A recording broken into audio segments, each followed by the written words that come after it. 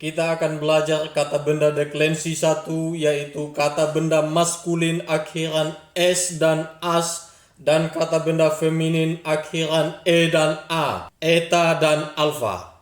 Pertama, infleksi kata benda maskulin akhiran S dan AS, saya akan menggunakan kata telones atau pemungut cukai. Telones, telona, telonen, telonu, telone.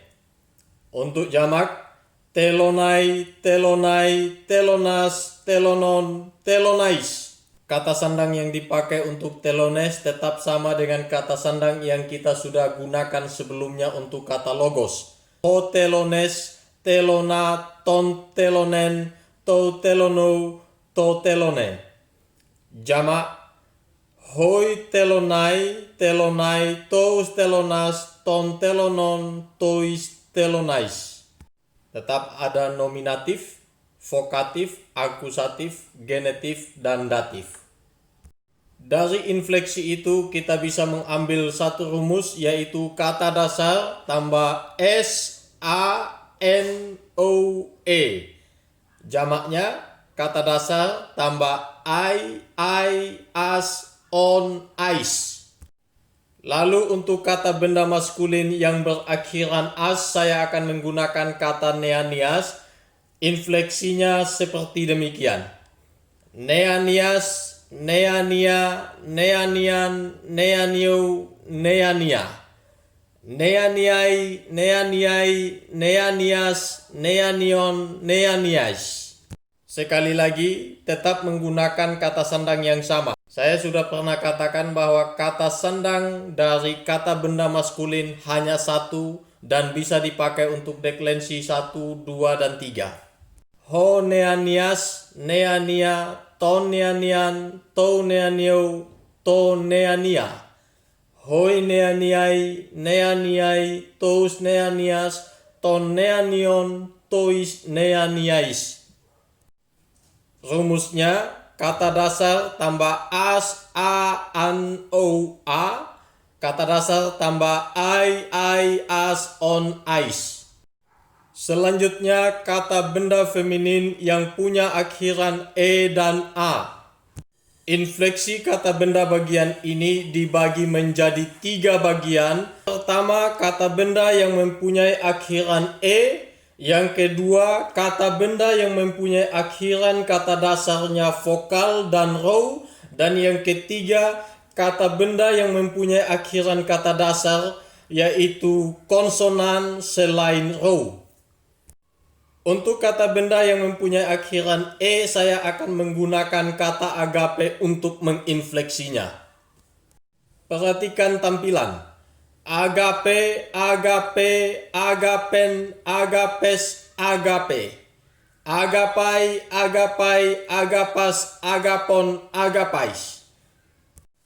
Kata sandangnya adalah he, ten, teste, hai, tas, tontais. Lengkapnya adalah he agape, agape, ten agapen, tes agapes, te agape. Hai agapai, agapai, tas agapas, ton agapon, tais agapais. Rumusnya adalah kata dasar tambah n, s, I, as, on, ice. Bagian kedua adalah kata benda yang kata dasarnya berakhiran vokal atau row. Saya menggunakan tusia untuk menginfleksi bagian ini. Tusia, tusia, tusian, tusias, tusia. Jamaknya adalah tusiai, tusiai, tusias, tusion, tusiais. Lalu rumusnya adalah kata dasar tambah a, an, as, a. I, as, on, ice. Pada bagian ketiga adalah kata benda yang akhiran kata dasarnya adalah konsonan selain row. Saya menggunakan kata glosa untuk menginfleksinya. Glosa, glosa, glosan, gloses, glose. Glosai, glosai, glosas, gloson, glosais. Rumusnya adalah kata dasar plus an s e. As on ice. Hal yang memudahkan kita untuk mempelajari semua kata benda di deklensi 1 adalah infleksi jamak dari semua kata benda deklensi ini adalah sama, baik itu maskulin maupun feminin yang berakhiran as, on, ice. Jika kita menemukan kata benda deklensi 1 bentuk jamak di dalam kalimat Yunani, maka kita bisa menentukan apakah itu maskulin atau feminin. Yang pertama dilihat dari kata sandangnya. Lalu kalau tidak ada kata sandang, kita bisa melihat dari leksikal katanya. Contoh, kata tusiai. Maka waktu kita melihat kamus, hanya ada kata tusia, tidak ada kata tusies atau tusias atau tusie, tidak ada. Kata benda deklensi 1 yang berakhiran a adalah feminin, sehingga kita bisa menemukan bahwa tusiai itu adalah nominatif atau vokatif jamak. Lalu gendernya bukan maskulin melainkan feminin dari leksikal tusia dan terjemahannya korban-korban. Perhatikan contoh kalimat. Ho Yesus legei ten parabolen tois matetais kai to telone. Kita akan menganalisa kata demi kata di dalam kalimat ini, lalu kita menerjemahkan secara utuh. Yang pertama, kata Ho Yesus. Ini adalah jenis kata benda dengan kasus nominatif. Fungsinya sebagai subjek di dalam bahasa Indonesia. Gendernya maskulin, tanpa deklensi, jumlahnya tunggal, leksikal Yesus dan terjemahannya Yesus. Lalu yang kedua, kata legei. Ini adalah jenis kata kerja dari tense present, modus indikatif, diatesis aktif, orang ketiga tunggal, dari leksikal lego dan diterjemahkan dia sedang mengatakan.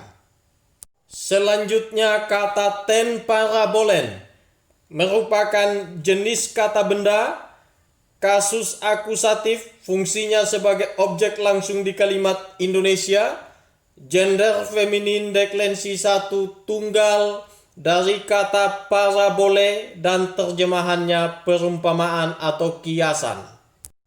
Kata tois matetais merupakan kata benda dengan kasus datif, gender maskulin deklensi 1 jamak dari kata matetes dan terjemahan kepada para murid itu karena bentuknya jamak. Lalu kata totelone merupakan kata benda dengan kasus datif pula, lalu gendernya maskulin deklensi 1 jumlah tunggal, leksikal telones, terjemahan kepada pemungut cukai itu.